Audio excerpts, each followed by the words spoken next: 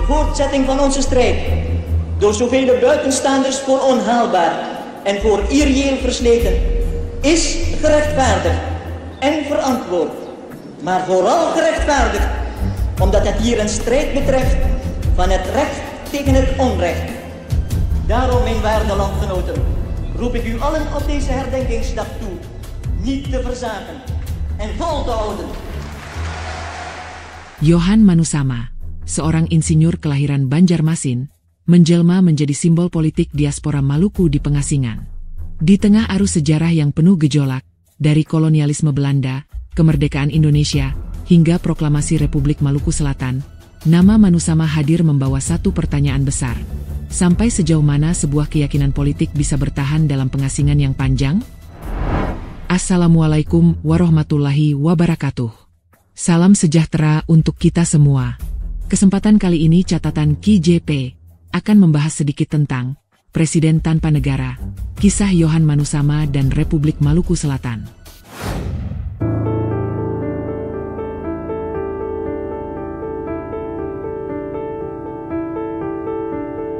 Johan Manusama adalah salah satu tokoh yang tercatat dalam sejarah Republik Maluku Selatan, RMS. Ia dikenal luas dalam konteks diaspora Maluku dan keterlibatannya dalam gerakan RMS di pengasingan, khususnya di Belanda. Perjalanan hidupnya mencerminkan kompleksitas dinamika politik dan sosial yang dihadapi oleh masyarakat Maluku, terutama dalam masa transisi dari kekuasaan kolonial Hindia Belanda menuju pembentukan negara Indonesia yang merdeka dan berdaulat. Sebagai figur publik, Manusama mengambil posisi yang mengekspresikan aspirasi sebagian kelompok Maluku yang merasa terpinggirkan dalam proses konsolidasi nasional pasca proklamasi 1945. Pandangannya terbentuk dari pengalaman sejarah yang rumit, termasuk hubungan antara Maluku dengan pemerintah kolonial, peran warga Maluku dalam KNIL, serta kebijakan-kebijakan awal pemerintah Indonesia terhadap wilayah timur. Keterlibatannya dalam RMS, terutama sejak pengasingannya ke Belanda, menempatkannya sebagai simbol kontinuitas gerakan separatisme Maluku dalam konteks Eropa. Namun demikian, pandangan dan peran Manusama tidak bisa dilepaskan dari konteks historis yang lebih luas, yakni dinamika identitas, loyalitas, dan pencarian tempat dalam tatanan politik yang berubah drastis setelah kemerdekaan Indonesia.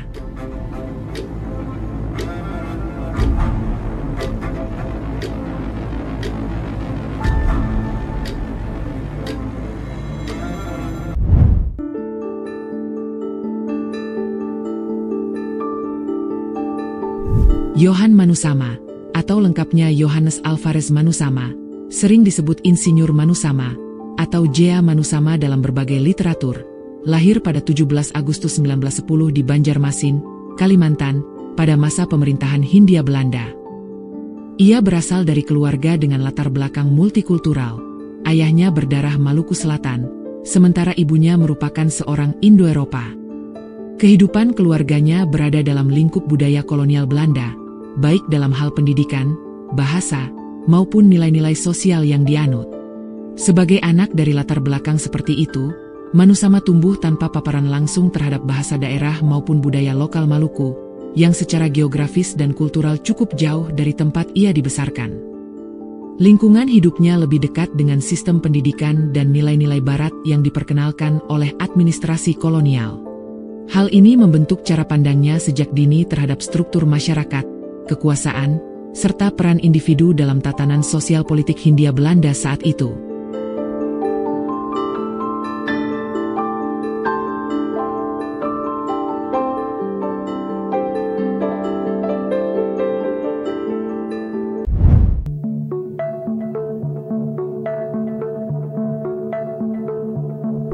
Setelah menyelesaikan pendidikan menengahnya di AMS Kristen Salemba, Batavia, Johan Manusama melanjutkan studi ke jenjang perguruan tinggi di Technische Hogeschool te Bandung pada tahun 1930. Sebagai salah satu lembaga pendidikan teknik terkemuka di Hindia Belanda, institusi ini menjadi pusat pembentukan intelektual yang berasal dari berbagai latar belakang sosial dan etnis, termasuk sejumlah tokoh yang kelak berperan penting dalam sejarah Indonesia modern. Salah satu teman sekelas Manusama yang dikenal luas adalah Soekarno. Dikenal sebagai mahasiswa yang cerdas dan berbakat, Soekarno tidak hanya menunjukkan prestasi dalam bidang teknik sipil, tetapi juga mulai aktif menyuarakan gagasan kebangsaan yang menolak dominasi kolonial. Pada tahun 1927, ia mendirikan Partai Nasional Indonesia, PNI, dengan garis perjuangan non-kooperatif, yang menyerukan kemerdekaan Indonesia melalui jalur politik independen tanpa kompromi terhadap kekuasaan Belanda. Ketika Manusama mulai menempuh kuliah di Bandung, situasi politik di Hindia Belanda tengah berada dalam tekanan. Pada 29 Desember 1929, Soekarno dan beberapa tokoh PNI ditangkap oleh pemerintah kolonial di Yogyakarta, lalu dipindahkan ke Bandung untuk diadili. Persidangan berlangsung sepanjang tahun 1930 di Lantrat Bandung, dan menjadi perhatian luas karena Soekarno menyampaikan pidato pembelaannya yang legendaris, Indonesia Menggugat. Pidato ini tidak hanya menyuarakan kritik tajam terhadap sistem kolonial, tetapi juga merumuskan secara ideologis hak bangsa Indonesia untuk menentukan nasibnya sendiri. Meskipun peristiwa itu menggema luas di lingkungan pelajar dan masyarakat kota Bandung, dan bahkan terjadi dalam waktu serta tempat yang sama dengan masa studi Manusama, tidak terdapat bukti bahwa Manusama menunjukkan keterlibatan ataupun simpati terhadap perjuangan politik Soekarno. Sebaliknya, dari catatan yang ada, Manusama justru memandang langkah-langkah politik Soekarno sebagai bentuk perlawanan yang terlalu radikal terhadap pemerintah kolonial. Ketidaksimpatikannya terhadap penangkapan dan pemenjaraan Soekarno mencerminkan posisi politiknya yang lebih berpihak pada stabilitas dan tatanan kolonial, dibanding pada tuntutan perubahan yang dibawa gerakan nasionalis. Sikap ini semakin tergambar ketika pada tahun 1934, Manusama bergabung dengan Nasional Sosialistis Beweging, NSB, sebuah partai politik pro-Belanda yang mendukung pemerintahan otoriter dan mempertahankan dominasi kolonial di wilayah jajahan. Keanggotaan ini menunjukkan bahwa pada dekade 1930-an, orientasi politik Manusama lebih condong pada pelestarian struktur kekuasaan yang ada. Ia kemudian keluar dari partai tersebut pada tahun 1940, meskipun tidak banyak sumber yang menjelaskan alasan pengunduran dirinya secara rinci. Setelah merampungkan studi tekniknya pada tahun 1940, Johan Manusama menikah dengan Katarina Kitty Kit de Kock di Bandung pada tahun 1941. Seperti Manusama, Kit berasal dari Maluku. Pernikahan ini berlangsung di tengah situasi politik yang mulai bergejolak menjelang pendudukan Jepang di Hindia Belanda, sekaligus menjadi awal dari kemitraan hidup yang akan bertahan melewati berbagai fase sejarah penting. Kit tidak hanya hadir sebagai pasangan hidup, tetapi juga sebagai pendamping setia dalam perjalanan panjang Manusama, termasuk saat mereka bermigrasi ke Belanda pasca pengakuan kedaulatan Indonesia. Dalam konteks pengasingan dan pembentukan struktur pemerintahan Republik Maluku Selatan, RMS, Kit tetap berada di sisi Manusama, terlibat secara langsung maupun tidak langsung dalam dinamika politik dan sosial yang mengiringi pergerakan diaspora Maluku di Eropa. Sebuah dokumentasi visual dari hari pernikahan mereka memperlihatkan pasangan ini berfoto di depan rumah baru bersama keluarga dan sahabat dekat. Di belakang Manusama berdiri ibunya, mengenakan gaun hitam bermotif bintang. Saudara laki-lakinya, Theo Manusama, menjadi saksi pernikahan, bersama seorang teman studi Kitty. Saudari kandung Manusama juga tampak dalam gambar tersebut. Metadata foto mengonfirmasi bahwa peristiwa ini berlangsung di Bandung, Hindia Belanda. Ayah Manusama tidak hadir karena keberatan terhadap perbedaan usia pasangan. Kit disebut lebih tua dari suaminya.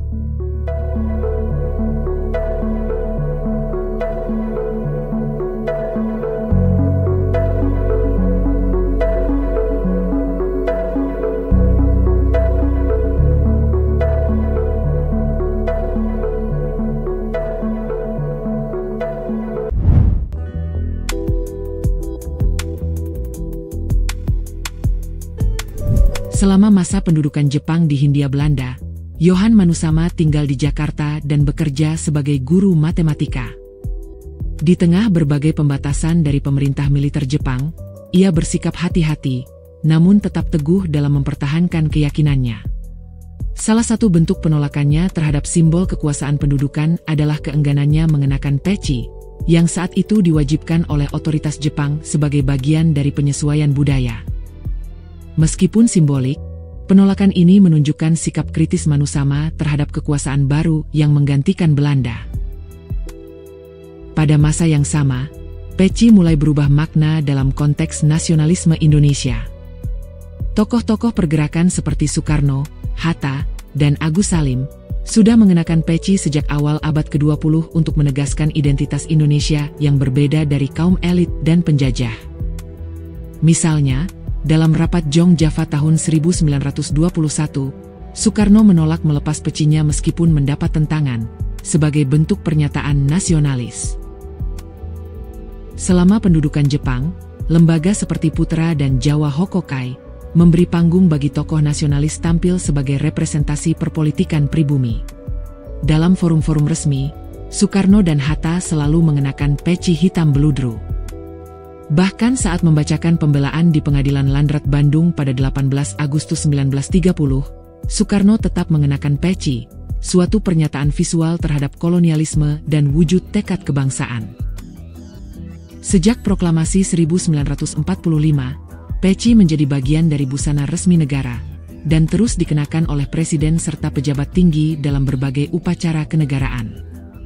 Hingga kini, peci tidak lagi hanya dianggap simbol keislaman, tetapi menjadi lambang nasionalisme dan kenegaraan Indonesia. Karena itu, tidak mengherankan bila dalam pelantikan pejabat negara, apapun agamanya, peci hitam tetap dikenakan sebagai bagian dari identitas nasional yang menyatukan berbagai golongan. Dengan latar seperti ini, penolakan Manusama terhadap peci tidak hanya menentang simbol Jepang, tapi juga mencerminkan jaraknya dari semangat nasionalisme Indonesia yang sedang tumbuh. Meski peci awalnya dikenal luas di kalangan Muslim, khususnya santri dan bangsawan, sejak 1943, penggunaannya menjadi simbolik dan resmi dalam acara-acara kenegaraan, terutama yang diselenggarakan Jepang untuk menggalang dukungan rakyat. Soekarno adalah tokoh utama yang mempopulerkan peci sebagai lambang perlawanan, kesederhanaan, dan identitas kebangsaan. Namun bagi Manusama, makna itu belum cukup mewakili pandangan komunitasnya. Ketika kemerdekaan Indonesia diproklamasikan pada 17 Agustus 1945, Manusama juga mengambil posisi yang berbeda dari mayoritas. Ia menolak proklamasi dan memerintahkan agar bendera Jepang tetap dikibarkan di sekolah tempat ia mengajar, bukan bendera merah putih. Tindakan ini menimbulkan ketegangan di tengah euforia kemerdekaan dan menunjukkan perbedaan sikap yang tajam antara dirinya dan arus nasionalisme yang sedang berkembang. Sikap ini juga berkaitan dengan latar komunitas Maluku saat itu. Banyak orang Ambon dianggap loyal kepada Belanda karena keterlibatan panjang mereka dalam KNIL. Selama pendudukan Jepang, mereka mengalami tekanan karena dianggap bersekutu dengan kekuatan kolonial sebelumnya. Identitas kebangsaan Belanda masih kuat, dan simbol seperti bendera Belanda tetap dianggap mewakili nilai dan stabilitas yang mereka kenal. Setelah Jepang menyerah dan Republik Indonesia diproklamasikan, sebagian masyarakat Maluku, termasuk Manusama, berharap Belanda kembali untuk memulihkan tatanan yang menurut mereka lebih terjamin. Pengalaman buruk di bawah pendudukan Jepang dan ketidakpastian pasca proklamasi memperkuat harapan tersebut. Dalam pengamatannya, Manusama melihat bahwa semangat kemerdekaan berhasil memobilisasi massa dengan cepat. Ia mengakui adanya perubahan besar, tapi tetap tidak merasa menjadi bagian dari gerakan tersebut. Ketika Angkatan Laut Belanda kembali ke Indonesia pasca 1945, mereka disambut oleh banyak mantan tawanan perang dan ex-KNIL dari Maluku. Hal ini memperlihatkan bahwa loyalitas terhadap Belanda masih bertahan di sebagian kalangan masyarakat. Er was geen enkele bevolkingsgroep in de Indische archipel die zo trouw was aan Nederland. Nederlands driekleur was onze driekleur. Nederlands vorstin, dat is vorstin van Ambon.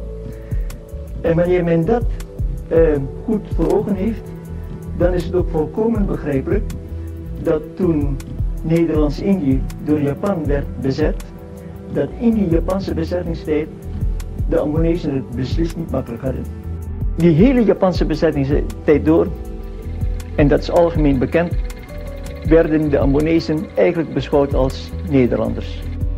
En men dacht, oorlog afgelopen is, dan komen de Blanda's, dan komen de Nederlanders terug. In ieder geval, op 17 augustus 1945 proclameerden Hatta en Sukarno de onafhankelijkheid van Indonesië. Op die morgen was ik op weg naar school. Ontmoette jongeren die door Dolle heen waren en zeiden: gaat u niet ook naar Pegangsaan Timur? Want wij zijn merdeka, wij zijn onafhankelijk. Het was toevallig ook net mijn verjaardag. En ik zei: oh nee, zei ik moet naar school. En op school hing de rood-witte vlag. Nou, dat werkte als een rode lap op een stier op mij. Ik heb meteen opdracht gegeven, want ik was onderdirecteur. Omlaag, die vlag, die Japanse vlag in top. En straks zal er wel gezien worden welke vlag in top gaat. Dat heeft mij moeilijkheden bezorgd. Die ommekeer bij de jongeren was iets wat niet te voorzien was. Ik heb in die dagen gemerkt hoe men een massa kan beïnvloeden door leuzen als merdeka en dergelijke dingen meer.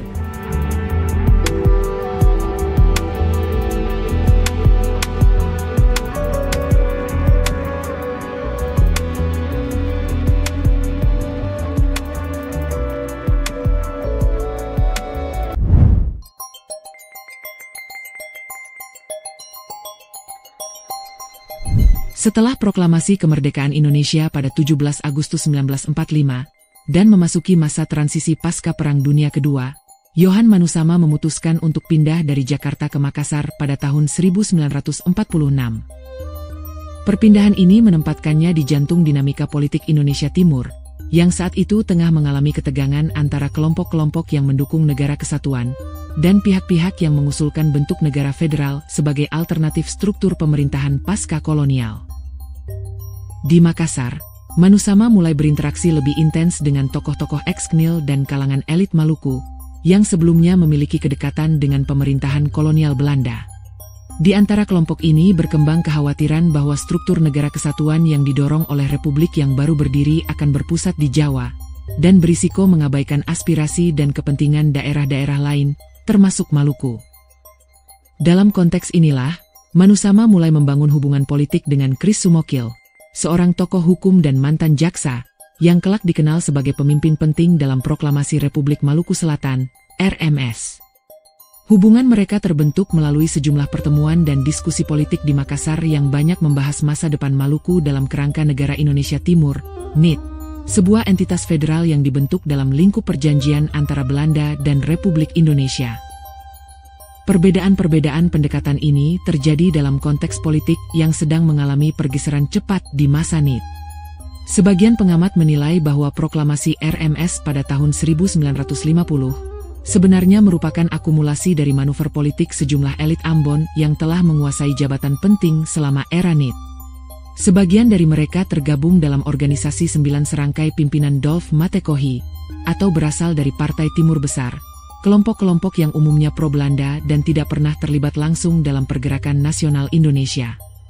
Hal ini menjelaskan mengapa aspirasi separatisme RMS tidak sepenuhnya muncul dari akar rumput, melainkan dibentuk melalui konsolidasi elit yang merasa kehilangan posisi strategis dalam struktur RIS dan Republik Indonesia.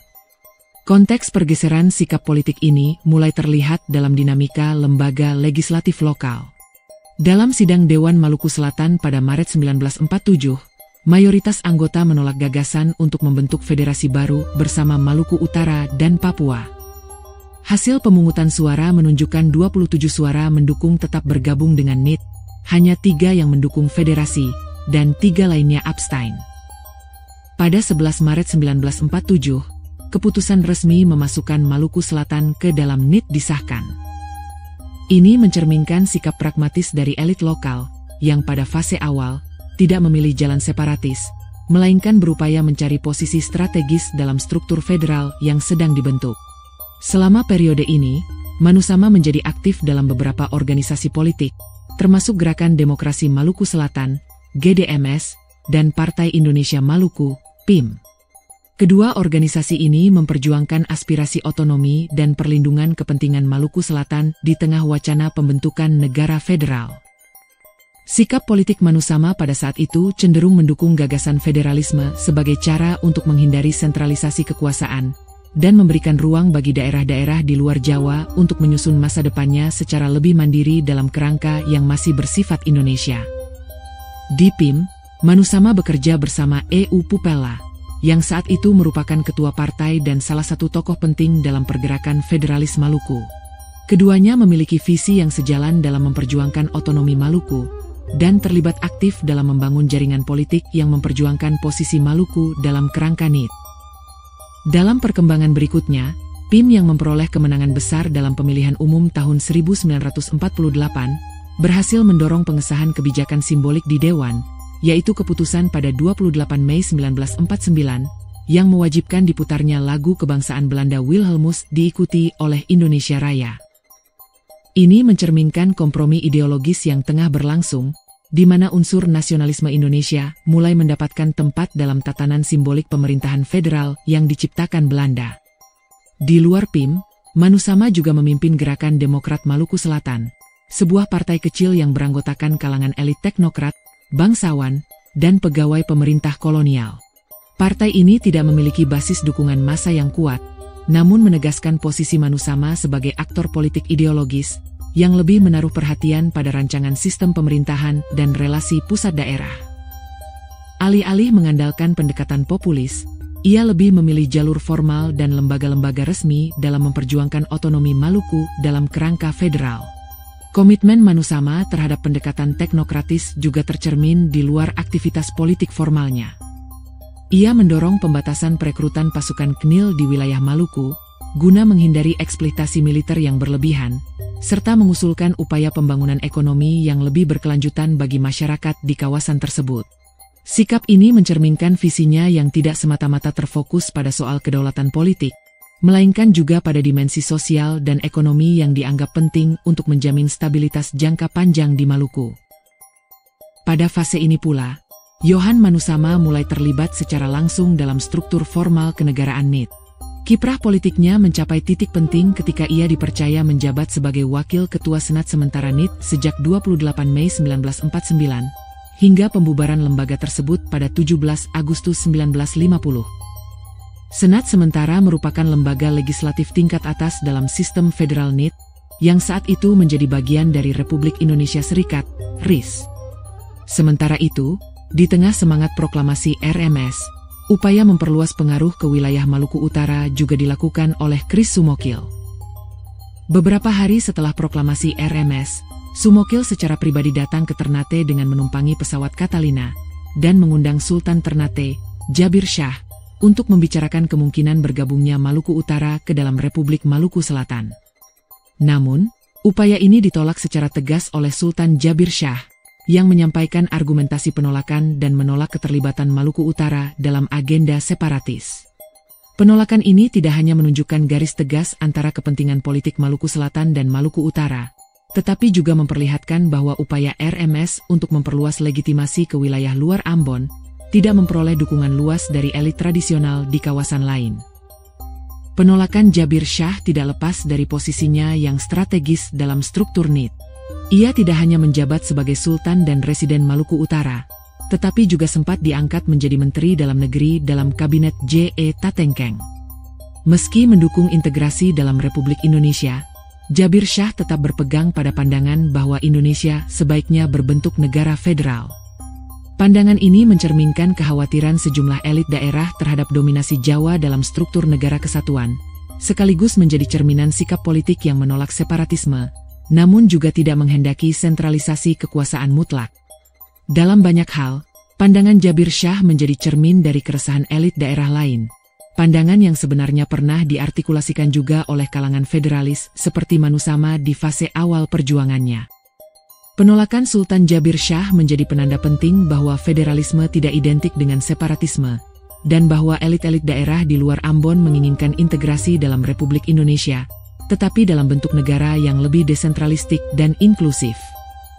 Namun, seiring waktu, arah perjuangan Manusama mengalami transformasi.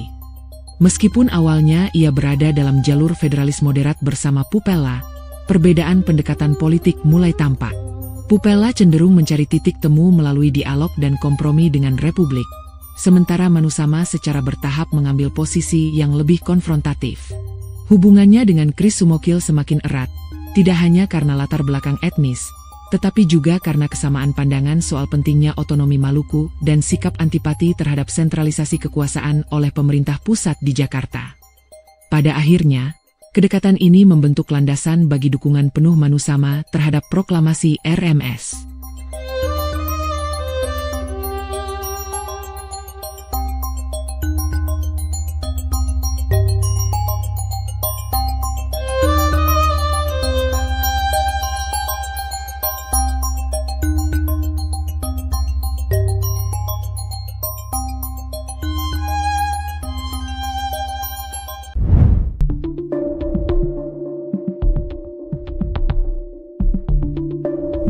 Pada tahun 1947, Yohan Manusama untuk pertama kalinya mengunjungi Ambon, sebuah kunjungan yang memperkuat keterikatan personal maupun politiknya dengan tanah asal Maluku Selatan.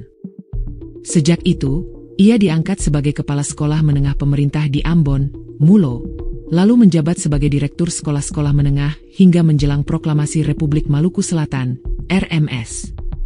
Sebagai intelektual dan pendidik terkemuka, Manusama memiliki pengaruh kuat di kalangan guru, pejabat pendidikan, dan tokoh-tokoh adat, menjadikannya sosok sentral dalam membentuk opini publik, khususnya dari kalangan Kristen dan terdidik.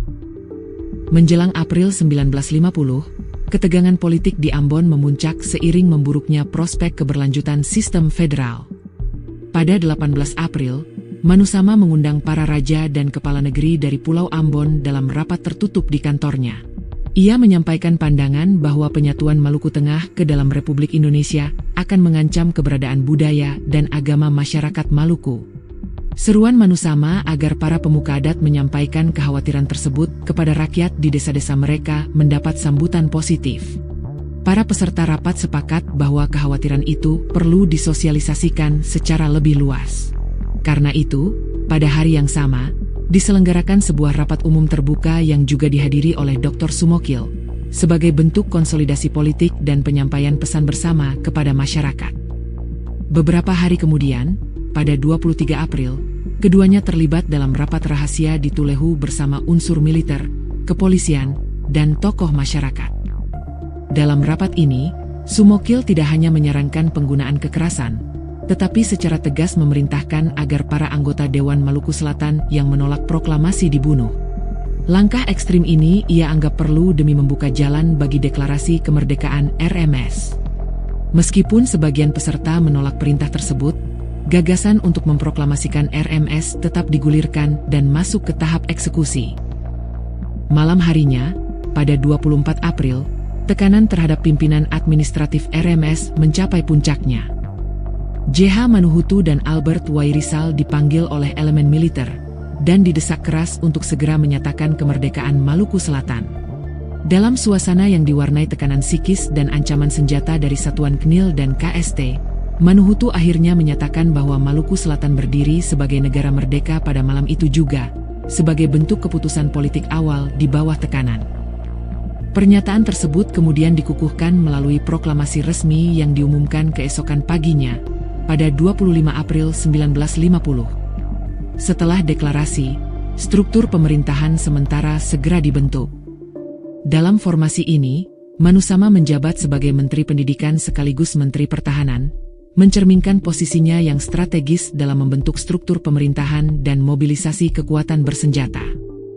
Namun perannya tidak berhenti pada level administratif.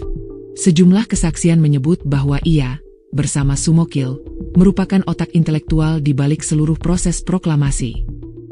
Mereka aktif mengadakan pertemuan-pertemuan tertutup dengan perwira KNIL dan kelompok militer lokal di Tulehu untuk mematangkan skenario pendirian negara RMS. Ketegangan dan intimidasi mengiringi proklamasi tersebut. Disokong oleh tentara Baret dan ex-KNIL, perubahan status kenegaraan ini dipaksakan dalam kondisi yang bertentangan dengan UUD RIS dan tanpa konsensus rakyat. Proklamasi dilakukan di bawah ancaman senjata, dari kelewang, karabin, hingga granat dan pisau komando. Meski menjadi penggagas utama, Sumokil dan Manusama memilih tidak tampil sebagai kepala negara. Sebaliknya, mereka menunjuk Manuhutu dan Wairisal sebagai presiden dan perdana menteri, yang semula menolak, namun akhirnya menyerah akibat tekanan militer. Rapat tambahan bahkan digelar pada malam sebelum proklamasi untuk menegaskan keputusan tersebut dengan dalih, situasi krisis menuntut tindakan cepat.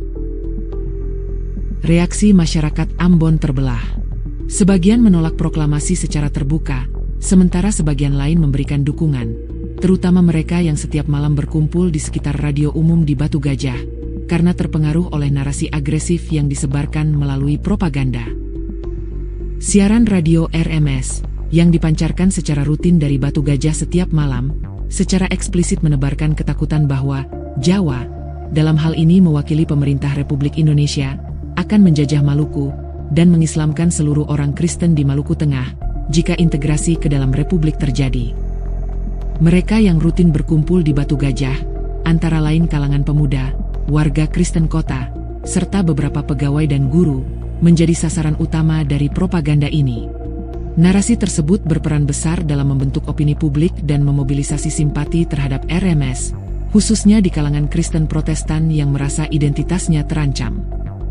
Padahal, seluruh kampanye ini merupakan bagian dari skenario politik yang direkayasa oleh Sumokil dan Manusama, yang secara sengaja menciptakan ketegangan sektarian demi meraih dukungan luas bagi pendirian negara RMS. Dalam kapasitasnya sebagai Menteri Pertahanan, Manusama mengoordinasikan pasukan RMS yang berjumlah sekitar 2.000 personel, sebagian besar terdiri dari ex-KNIL dan milisi lokal.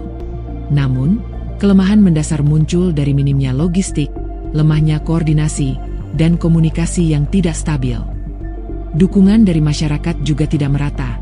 Ada yang antusias, namun banyak pula yang netral atau skeptis. Beberapa wilayah bahkan tidak sepenuhnya memahami makna politik dari proklamasi yang terjadi. Situasi makin genting ketika pemerintah Republik Indonesia mengirimkan pasukan untuk menegakkan kembali integrasi wilayah. Operasi militer yang dilancarkan pada pertengahan 1950 menyebabkan jatuhnya ibu kota RMS di Ambon dan memaksa para pemimpinnya, termasuk Manusama, mengundurkan diri ke pedalaman, terutama ke wilayah Pulau Seram yang masih berada di luar kendali penuh pasukan Republik. Dalam masa persembunyian, Manusama menghadapi tekanan dari dua arah, tekanan militer dari luar dan friksi internal di tubuh RMS sendiri.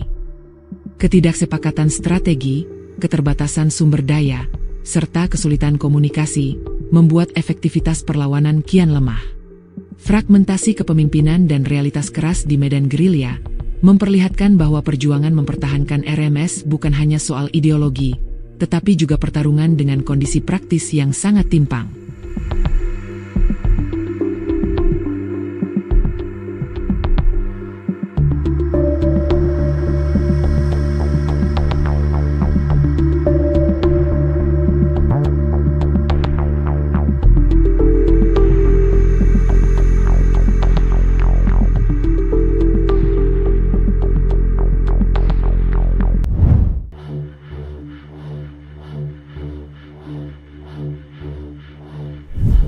Setelah kekuatan militer RMS di Ambon melemah dan posisi pemerintahan tidak lagi stabil, Yohan Manusama bersama istrinya melakukan perjalanan berisiko untuk mencari jalur aman, sekaligus memperjuangkan kelanjutan gerakan RMS.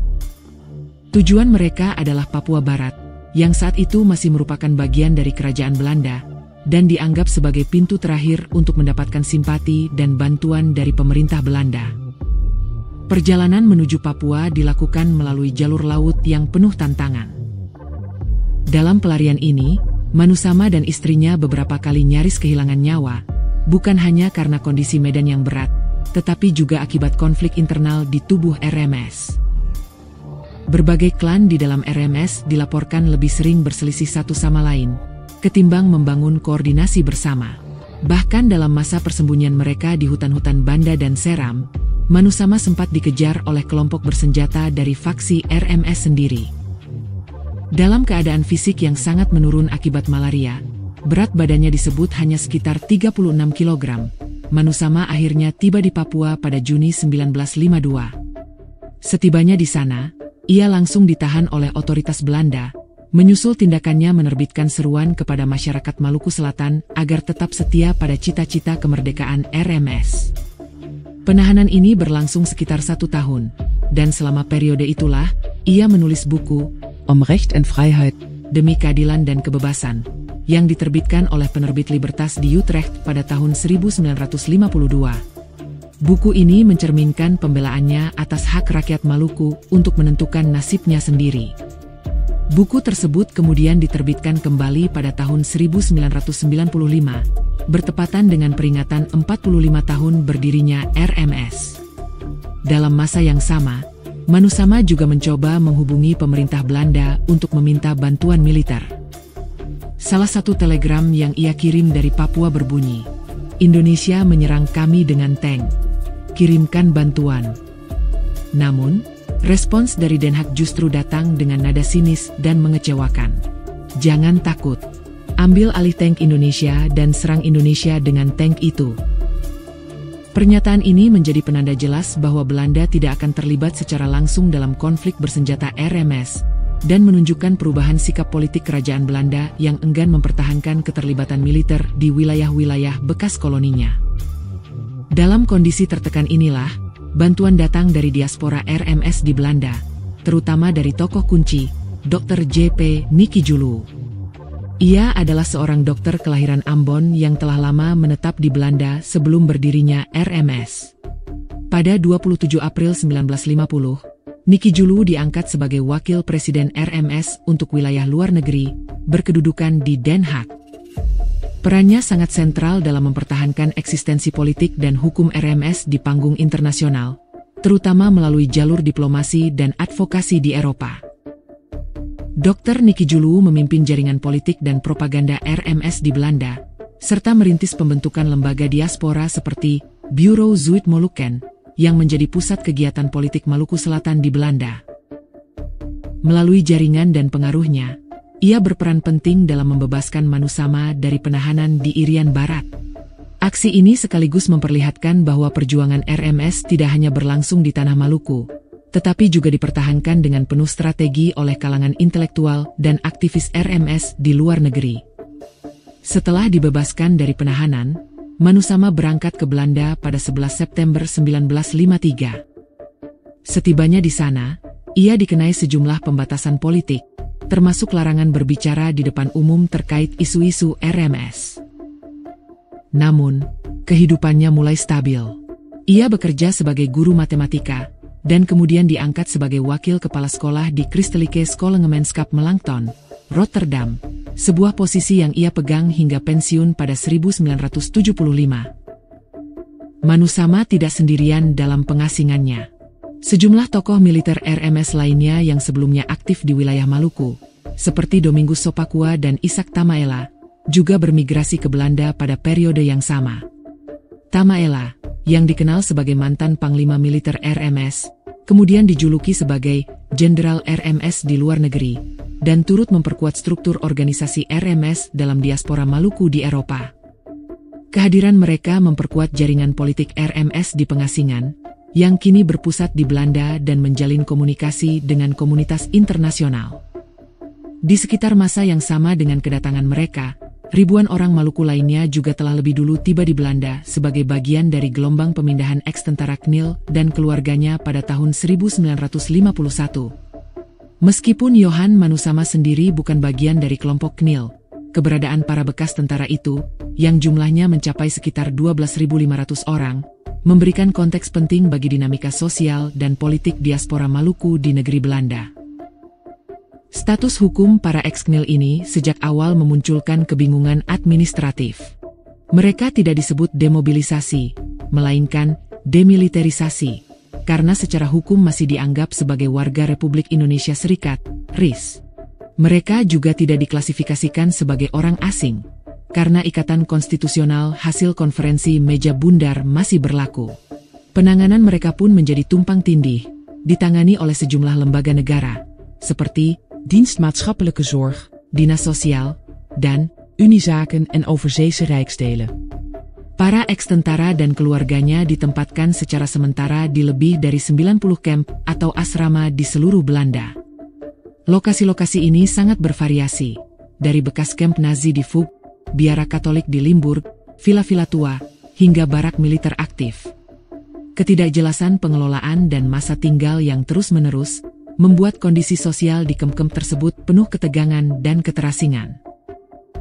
Konflik internal pun tak terhindarkan. Untuk mengelola keadaan ini, pemerintah membentuk HWIM, Hoofdleider Ambonesen Welzijn in Nederland, yang dipimpin oleh P. Scholten, Ompit. Tetapi pendekatan yang terlalu militeristik menyebabkan kegagalan. Sejak November 1952, pengelolaan diambil alih oleh CAZ, Commissaris voor Ambonezenzorg, yang dipimpin Insinyur J. van Ringen. Lembaga ini bertahan hingga 1970-an dan mulai menerapkan kebijakan wijkvorming, yaitu pemindahan bertahap para penghuni kamp ke rumah-rumah biasa di kota-kota kecil. Namun, langkah ini juga memunculkan resistensi karena beban ekonomi dialihkan ke warga kamp dan menimbulkan perpecahan sosial lanjutan.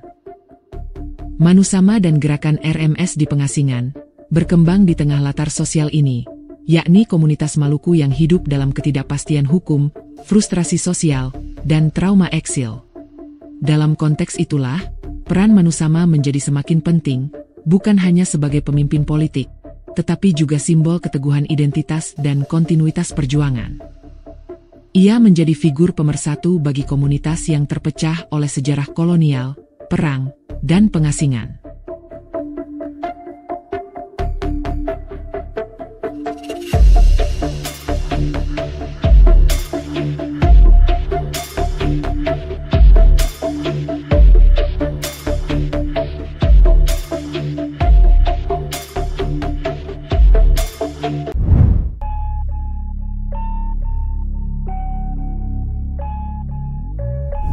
Setelah menetap di Belanda pasca 1953, Insinyur Johan Manusama segera memainkan peran kunci dalam kampanye politik Republik Maluku Selatan di panggung internasional. Namun sebenarnya, aktivitas politiknya di pengasingan sudah mulai terlihat jauh sebelum itu.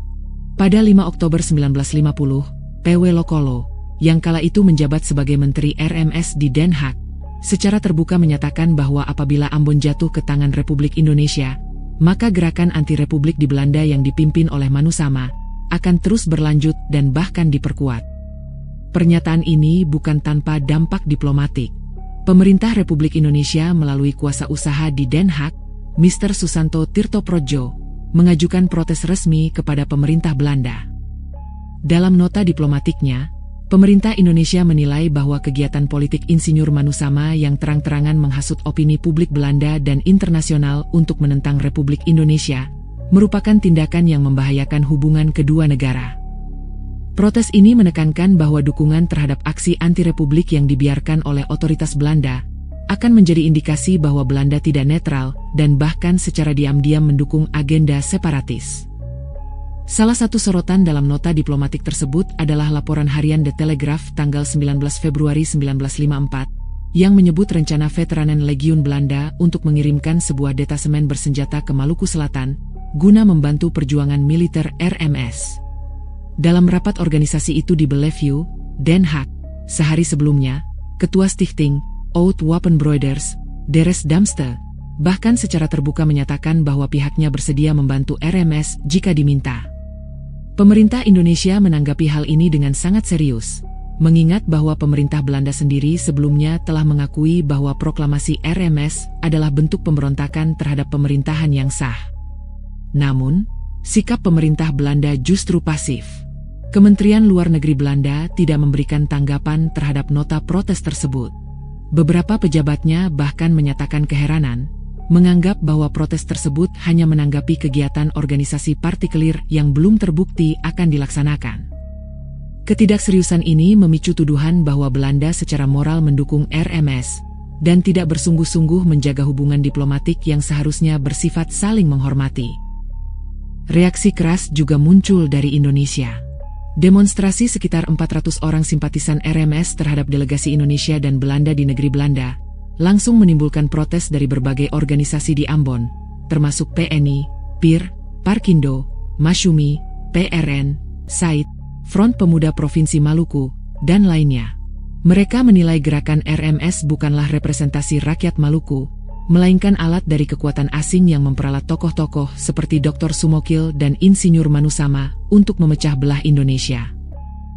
Aktivitas politik Manusama mencapai puncaknya pada pertengahan 1954, ketika ia hadir di konferensi Jenewa, forum penting tempat para pemimpin dunia merundingkan situasi pasca kolonial dan ketegangan perang dingin di Asia.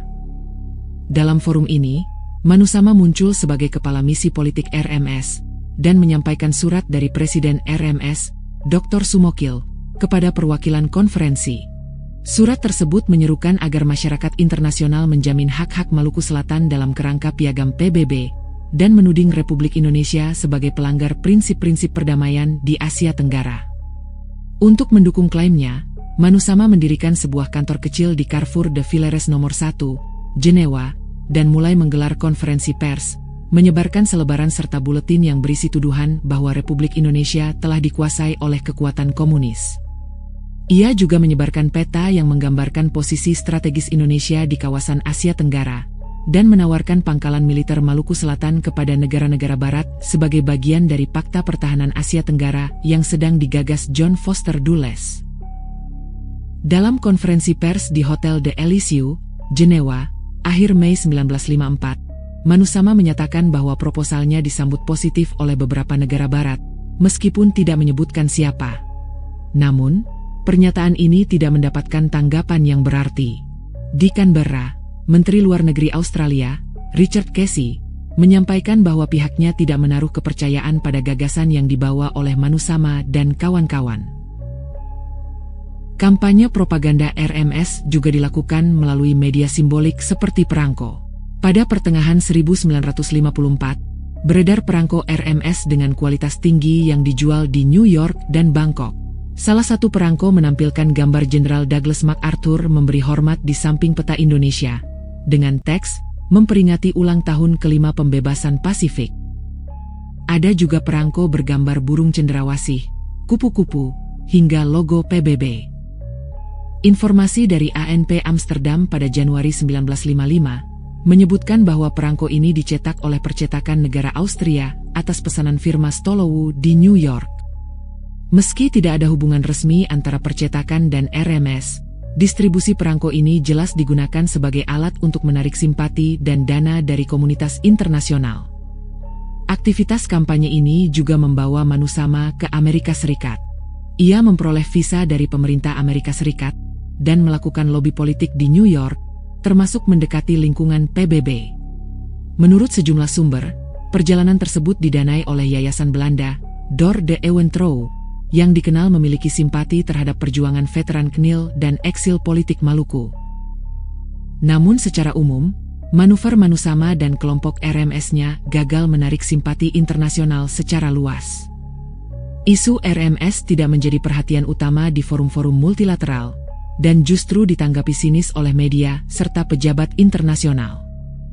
Upaya memperluas pengaruh RMS melalui klaim geopolitik dan simbol-simbol perang dingin seperti anti-komunisme, justru memperlihatkan semakin terasingnya RMS dari realitas politik internasional yang berkembang saat itu.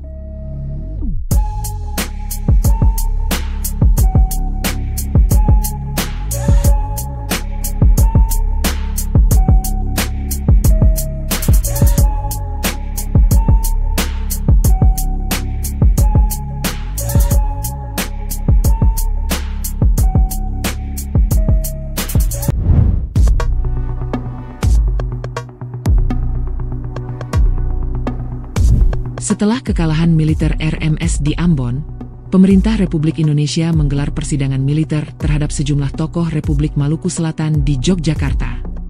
Proses ini merupakan bagian dari upaya konsolidasi nasional pasca kemerdekaan dalam menghadapi berbagai gerakan separatis.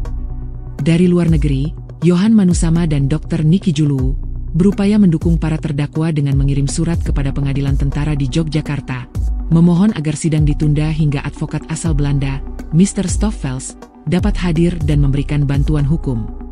Permintaan ini dikabulkan, dan Stoffels pun diizinkan mengikuti proses persidangan secara langsung.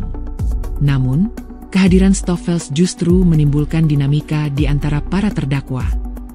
Dari 12 terdakwa utama, hanya 4 orang yang menerima pendampingan hukum darinya, yaitu Gaspers, Apitulei, Nori Marna, dan Samson.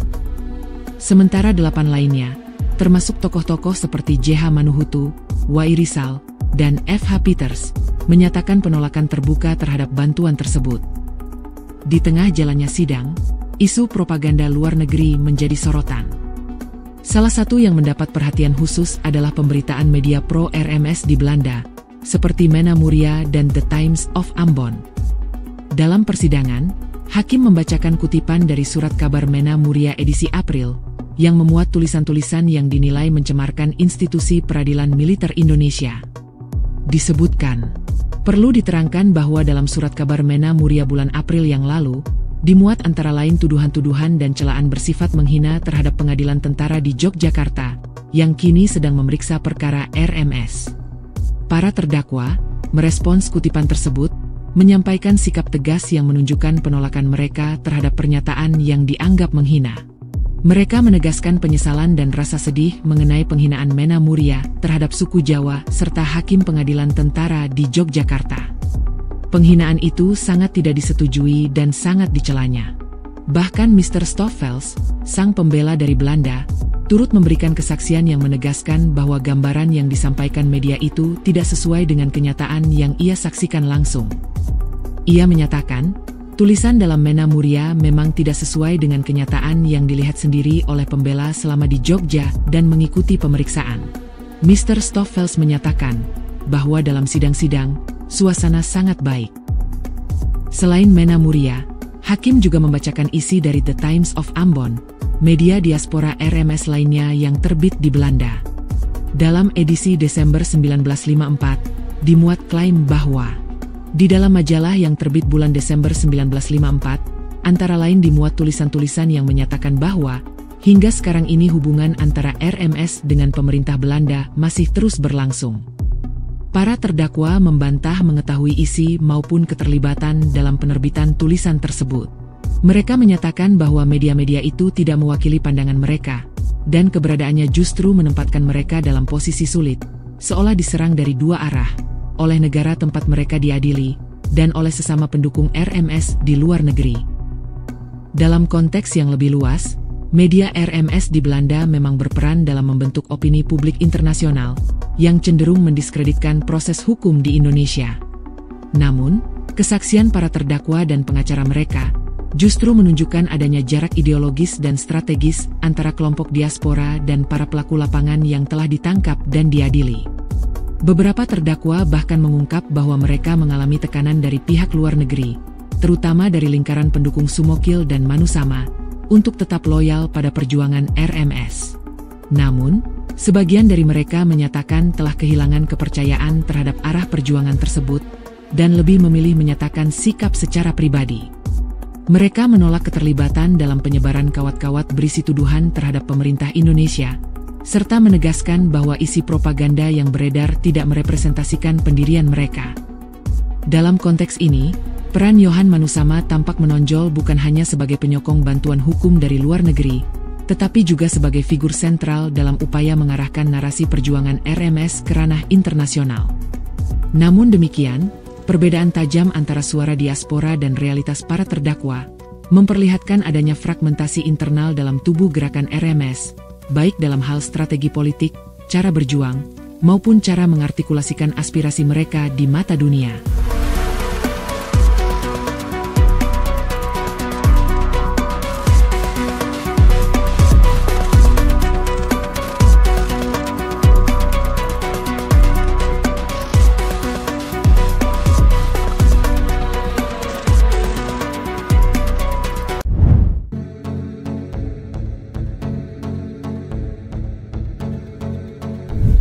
Setelah kegagalan militer RMS di Ambon dan perpindahan sejumlah pemimpinnya ke Belanda, Johan Manusama tampil sebagai salah satu tokoh yang aktif mempertahankan aspirasi politik Republik Maluku Selatan dari luar wilayah Indonesia.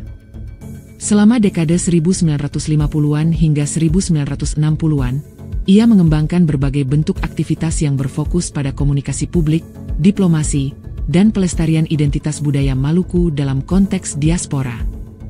Salah satu sarana utama yang digunakan Manusama adalah siaran radio Suara Maluku, yang menjadi media penting bagi komunitas Maluku di Belanda. Siaran ini berperan dalam menyebarkan informasi mengenai kondisi para eksil, perkembangan politik di tanah air, serta posisi RMS dalam kancah internasional. Selain berfungsi sebagai penghubung antar anggota diaspora, Suara Maluku juga menjadi saluran artikulasi politik yang menyuarakan posisi dan tuntutan RMS kepada halayak yang lebih luas. Manusama juga berupaya membawa persoalan RMS ke ranah diplomasi informal. Ia terlibat dalam berbagai inisiatif internasional untuk memperkenalkan RMS ke lembaga-lembaga yang membuka ruang bagi entitas non-negara. Salah satu langkah penting adalah pengajuan keanggotaan RMS dalam organisasi bangsa dan rakyat yang tidak terwakili, Unrepresented Nations and People's Organization, atau UNPO. Meskipun langkah ini tidak mengarah pada pengakuan kenegaraan formal, ia menjadi bentuk legitimasi simbolik yang digunakan untuk memperkuat klaim RMS di dunia internasional, serta memperluas jaringan simpati dari komunitas internasional. Di luar ranah politik, Manusama juga menunjukkan perhatian pada aspek sosial dan kebudayaan diaspora Maluku. Ia terlibat dalam pembentukan berbagai lembaga yang bertujuan meningkatkan kesejahteraan komunitas, serta memfasilitasi kegiatan edukatif dan kultural. Salah satu kontribusi pentingnya adalah keterlibatan dalam pendirian Museum Sejarah Maluku di Utrecht, sebuah institusi yang memelihara dan memamerkan warisan sejarah serta kebudayaan Maluku. Museum ini menjadi ruang refleksi kolektif atas sejarah kolonial, perjuangan RMS, dan kehidupan komunitas Maluku di perantauan.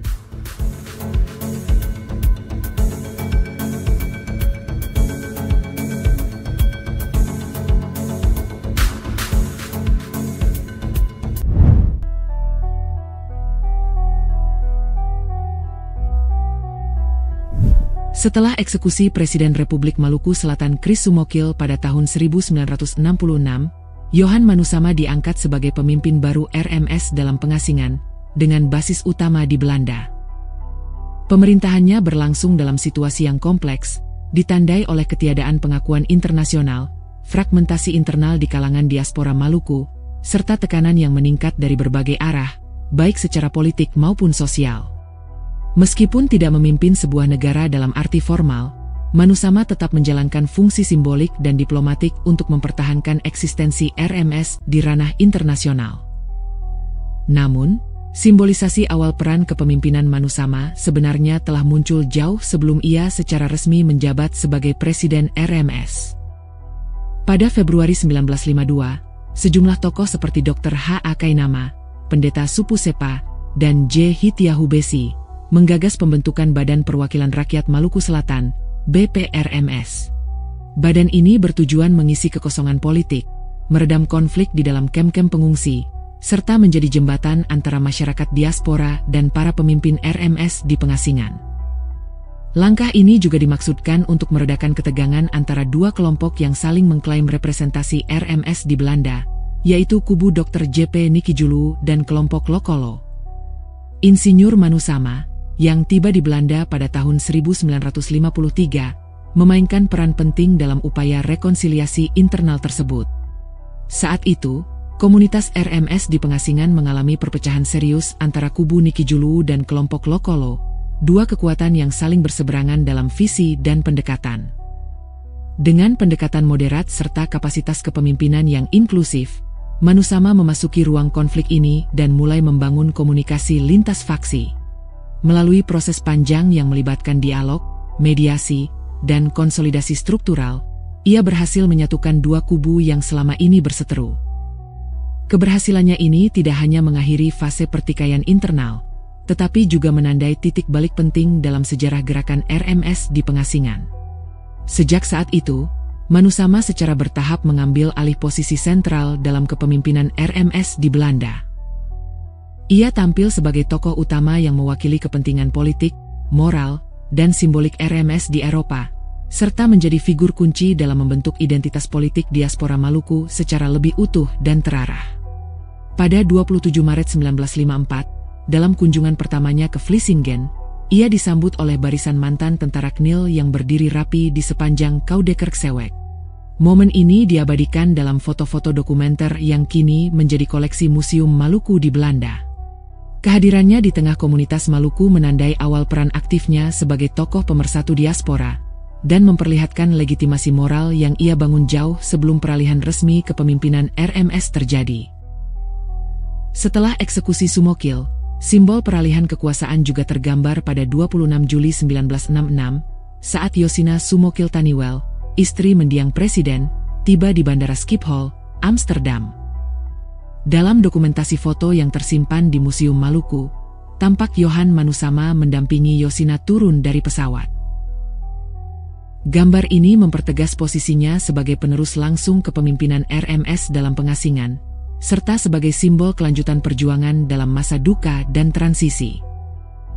Manusama dikenal menolak pendekatan kekerasan dalam memperjuangkan aspirasi RMS. Ia mengutamakan jalur politik dan diplomatik sebagai cara utama perjuangan. Namun demikian, sikap ini tidak sepenuhnya membebaskannya dari keterkaitan, baik secara simbolik maupun politis, dengan berbagai aksi radikal yang dilakukan oleh generasi muda Maluku pada dekade 1970-an. Kekecewaan terhadap stagnasi perjuangan RMS, ketidakpuasan terhadap strategi para pemimpin lama, serta tekanan sosial sebagai komunitas diaspora yang terpinggirkan, menjadi latar belakang aksi-aksi tersebut. Beberapa peristiwa mencolok termasuk penyanderaan Kedutaan Besar Indonesia di Wassenaar dan Wisma Indonesia di Amsterdam pada 1970, pembajakan kereta api di Veyster pada 1975, penyanderaan Konsulat Indonesia di Amsterdam pada tahun yang sama, serta pembajakan kereta api di De Punt, dan penyanderaan sekolah dasar di Bovensmilde pada 1977. Aksi terakhir ini menewaskan sejumlah sandera dan pelaku, dan disusul penyerangan gedung pemerintah di Assen pada 1978, serta penembakan terhadap pejabat Belanda, Hans Molenaar. Aksi-aksi tersebut memicu reaksi keras dari pemerintah Belanda dan memperburuk posisi politik RMS di luar negeri. Manusama secara terbuka mengecam tindakan-tindakan kekerasan itu, menegaskan bahwa perjuangan RMS seharusnya damai dan bertanggung jawab. Namun, sebagian kalangan diaspora, terutama generasi muda, menilai bahwa kecaman semata tidak cukup. Mereka menganggap kepemimpinan Manusama terlalu konservatif dan tidak mampu menjembatani jurang generasi dalam menentukan arah baru perjuangan RMS. Sebaliknya, terdapat pula pandangan bahwa kekerasan justru merugikan gerakan dan memperkuat citra negatif RMS dalam konteks internasional modern. Pada tahun 1975, RMS dalam pengasingan memperingati 25 tahun proklamasi kemerdekaannya di Houtruushallen, Den Haag. Acara ini dihadiri sekitar 7.000 orang Maluku di Belanda. Dalam pidatonya, Manusama menegaskan bahwa perjuangan RMS merupakan perlawanan moral terhadap ketidakadilan sejarah, bukan semata proyek politik yang sektarian. Ia menyerukan persatuan, penolakan terhadap kekerasan, dan kelanjutan perjuangan melalui cara-cara damai. Namun suasana peringatan ini pun menunjukkan kontras yang tajam. Di satu sisi meriah dengan pertunjukan budaya Maluku, tetapi di sisi lain dibayangi kekhawatiran keamanan, dengan pengamanan ketat dan kehadiran spanduk-spanduk keras seperti "Better to hell than to be ruled by the Indonesians." Lebih baik masuk neraka daripada diperintah oleh orang Indonesia. Penolakan Manusama terhadap simbol-simbol nasionalisme Indonesia telah muncul sejak masa pendudukan Jepang. Ia menolak mengenakan peci yang dianggap sebagai simbol nasional Indonesia. Sikap ini kemudian berkembang menjadi posisi politik yang konsisten, menolak integrasi Maluku ke dalam Negara Kesatuan Republik Indonesia sejak tahun 1949. Konsistensi ini memperkuat posisinya sebagai figur simbolik RMS, meskipun juga membuatnya terus berada dalam sorotan banyak pihak. Ketegangan politik yang meningkat pada dekade 1970-an tidak hanya berdampak sosial dan diplomatik, tetapi juga menyebabkan pengawasan ketat dari aparat keamanan Belanda terhadap Manusama.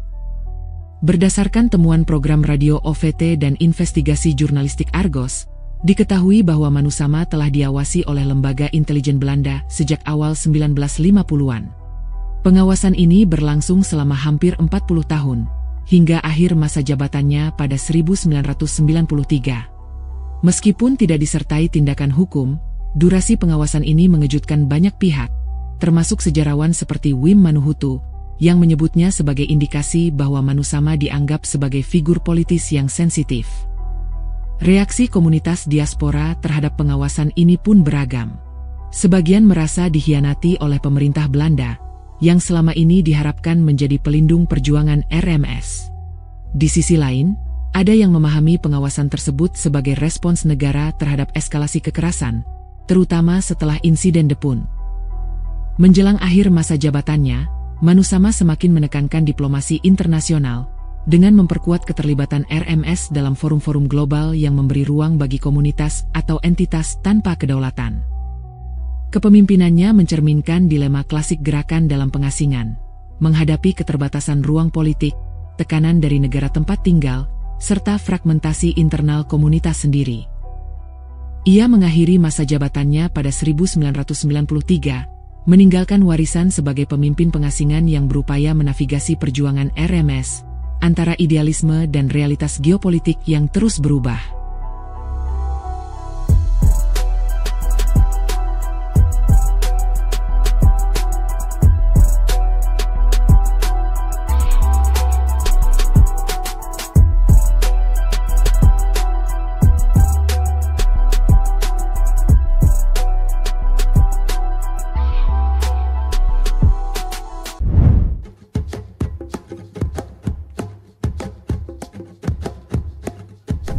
Memasuki akhir masa kepemimpinannya, Johan Manusama mulai menunjukkan kecenderungan untuk merefleksikan perjalanan politik dan kehidupannya di pengasingan. Pada periode 1988 hingga 1989, ia menjalani sejumlah wawancara panjang sebagai bagian dari upaya penyusunan memoir pribadinya, yang diberi judul, "Sebenarnya Saya Tidak Terlalu Suka Politik". Judul tersebut secara tidak langsung menggambarkan dilema eksistensial seorang pemimpin gerakan diaspora, yang selama puluhan tahun mengemban tanggung jawab politik tanpa pernah benar-benar memiliki fondasi negara yang diakui secara internasional. Sayangnya, naskah memoir ini tidak sempat diselesaikan hingga akhir hayatnya, dan hanya menyisakan potongan-potongan narasi yang belum terdokumentasi secara utuh. Pada tahun 1993, setelah lebih dari 2 dekade menjabat sebagai Presiden Republik Maluku Selatan dalam pengasingan, Manusama secara resmi mengundurkan diri dari jabatan tersebut. Keputusan ini menandai akhir dari satu fase penting dalam sejarah kepemimpinan RMS di Belanda, fase yang ditandai dengan upaya mempertahankan eksistensi gerakan melalui pendekatan diplomatik dan simbolik, di tengah realitas bahwa RMS tidak memperoleh pengakuan internasional. Transisi kepemimpinan dari Manusama ke Frans Tutu Hatunewa berlangsung dalam suasana yang relatif tenang, dan disertai dengan pelantikan resmi di RMS Church, Assen. Meski penyerahan kekuasaan ini bersifat seremonial dalam konteks internasional, di kalangan komunitas diaspora Maluku, peristiwa tersebut tetap dipandang sebagai bagian dari kontinuitas politik yang diupayakan tetap hidup, meskipun berada di luar tanah air. Pengunduran diri Manusama dari jabatan tertinggi RMS tidak serta-merta berarti pengunduran dirinya dari kehidupan komunitas. Ia tetap dihormati sebagai tokoh senior dalam pergerakan, dan sering dijadikan rujukan moral dalam perdebatan internal. Namun, secara perlahan, ia mulai menarik diri dari sorotan publik, menghabiskan masa tuanya dengan lebih banyak diam, seraya menyaksikan perubahan dinamika di kalangan diaspora Maluku, yang terus bertransformasi secara sosial dan politik. Dalam retrospeksi, masa-masa akhir kepemimpinan Manusama memperlihatkan sisi manusiawi dari seorang figur politik eksil yang telah menjalani sebagian besar hidupnya dalam posisi yang penuh tekanan, menjadi simbol harapan bagi sebagian orang, namun juga sasaran kritik dari kelompok lain. Ia menghadapi dilema antara idealisme perjuangan dan realitas politik yang semakin berubah, antara generasi pendiri dengan generasi muda yang menuntut pendekatan baru. Meski tidak semua pihak dalam komunitas Maluku sepakat dengan kepemimpinannya, Manusama tetap dikenang sebagai figur sentral yang menjaga kesinambungan aspirasi RMS sepanjang dekade yang penuh tantangan. Ia mewariskan sebuah kerangka perjuangan, yang betapapun terbatas dan simboliknya, tetap menjadi bagian dari memori kolektif diaspora Maluku, sebuah warisan yang kemudian diteruskan, dengan corak yang berbeda, oleh para penerusnya.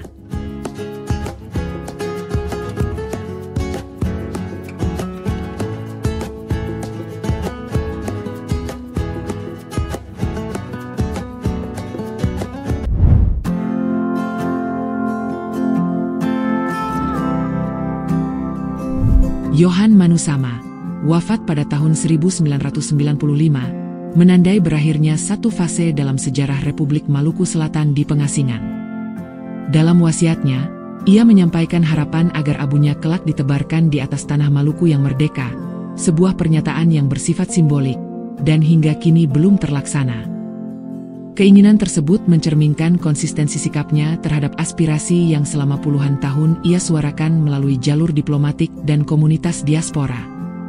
Sejak diangkat sebagai Presiden RMS dalam pengasingan pada 1966, Manusama berperan dalam mempertahankan struktur organisasi RMS di luar negeri, memperluas jejaring solidaritas politik, dan menyampaikan isu RMS ke forum-forum internasional.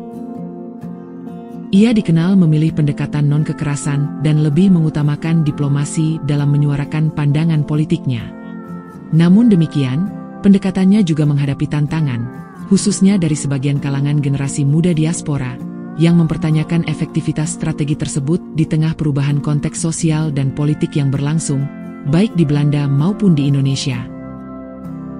Pandangan terhadap peran Manusama bervariasi. Sebagian kalangan mengapresiasi kontribusinya dalam menjaga kesinambungan gerakan RMS secara simbolik, sementara yang lain menilai pendekatannya tidak cukup menjawab tuntutan politik yang berkembang di lapisan komunitas yang lebih muda.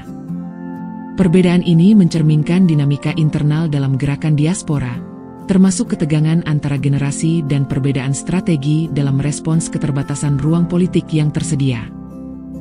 Beberapa sumber menyebutkan keterkaitannya dengan Freemason, meskipun hal ini tidak selalu dikonfirmasi secara terbuka. Dalam kerangka sejarah pasca kolonial, warisan Manusama memperlihatkan kompleksitas posisi gerakan eksil dalam menjaga identitas politik di luar wilayah yang disengketakan. Meskipun tidak menghasilkan perubahan substantif terhadap status Maluku dalam kerangka negara Indonesia, kepemimpinannya tetap menjadi bagian dari narasi sejarah komunitas Maluku di perantauan.